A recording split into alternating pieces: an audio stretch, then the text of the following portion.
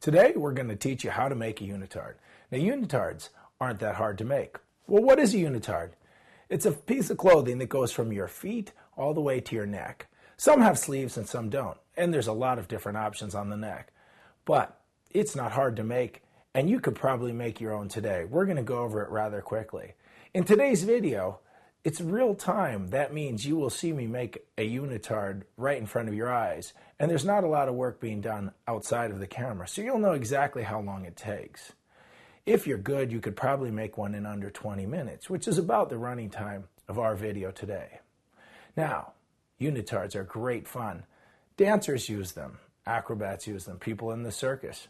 And they're good for performers to wear under your costumes because they soak up all the body, the sweat and whatever else comes out of your body.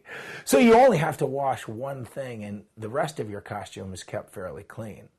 They're also great for exercising in yoga and dance. So, if you want to try and make a unitard, watch and you'll see how easy it is.